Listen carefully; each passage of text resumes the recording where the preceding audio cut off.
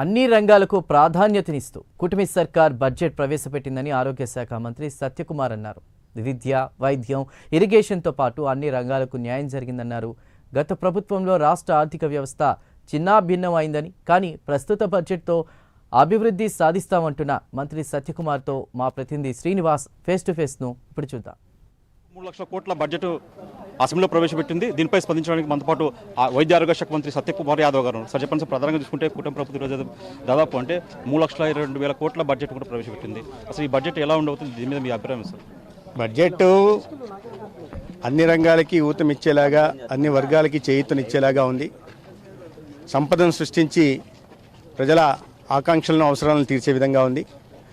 మరీ ముఖ్యంగా ఆరోగ్య శాఖ మీద పెద్దపీట వేశారు. ఆరోగ్య శాఖకి 19,265 కోట్లు కేటాయించి గత ఆర్థిక సంవత్సరంతో పోలిస్తే 4% అదనం.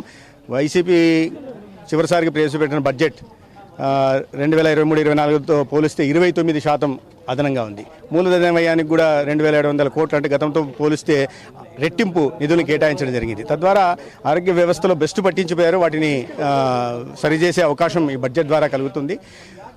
ముఖ్యంగా వ్యవసాయ రంగానికి, తర్వాత నీటిపారుదలకి 9,700 కోట్లు అదనంగా కేటాయించడం గతంతో పోలిస్తే, వ్యవసాయ రంగానికి 4,000 కోట్లు, అదేవిధంగా 3,700 కోట్లు గ్రామీణాభివృద్ధికి, ఇటువంటి అనేక ప్రభుత్వం ప్రాధాన్యత ఏందనేది తెలిసింది. ఇవన్నీ కూడా రైతాంగానికి, లేదా యువతకి, లేదా పేదలకి అనుకూలంగా ఉన్న బడ్జెట్. కూటమి ప్రభుత్వం గత ఎన్నికల్లో ఏదో హామీలు అంటే సూపర్ 6 హామీలు ఇచ్చారు. దానికి ఎలా ఉంటుంది? తల్లికి అవును, ఇప్పటికే పెన్షన్లు ఇస్తున్నారు, ఇప్పటికే సిలిండర్లు ఇస్తున్నారు, ఇప్పటికే గతంలో ఇచ్చిన మాట ప్రకారం కొన్ని హామీలు నెరవేరుస్తున్నారు.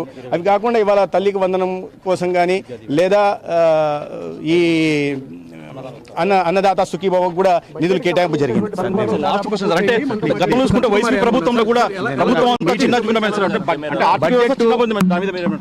ఆర్థిక వ్యవస్థ సరిచేస్తూనే ఇవాళ నిర్ణయాలు తీసుకున్నారు. ఆ ఆర్థిక విధ్వంసాన్ని సరిచేస్తూ తీసుకున్న ఇవాళ ప్రవేశపెట్టిన బడ్జెట్ భవిష్యత్తులో ఈ స్వర్ణాంధ్రకి పునాదులు వేస్తుంది. మొత్తం చూసుకునే మటుకు ఏదైతే ఈ బడ్జెట్ ఉందో, బడ్జెట్ ఆశాజనకంగా ఉందని చెప్పేసి వైద్య శాఖ మంత్రి సత్యకుమార్ చెప్తున్నారు. అలాగే ప్రధానంగా చూసుకుంటే బడ్జెట్ గత ప్రభుత్వం చూసుకునే మటుకు ఈ ప్రాధాన్యతలో అన్ని రంగాలు కూడా బడ్జెట్ కేటాయించని చెప్పేసి, ఇరిగేషన్ కావచ్చు, వైద్య ఆరోగ్య శాఖ కావచ్చు, అలాగే సంక్షేమ పథకాలు కావచ్చు, సూపర్ 6 వంటి పథకాలు కావచ్చు, మొత్తం మీద మటుకు ఈ బడ్జెట్ మటుకు రాష్ట్ర అభివృద్ధిని ముందుకు తీసుకెళ్లే విధంగా ఉందని చెప్పేసి కూడా వైద్య ఆరోగ్య శాఖ మంత్రి సత్యకుమార్ చెప్తున్నారు. సురేంద్రతో శ్రీనివాస్, అసెంబ్లీ నుంచి.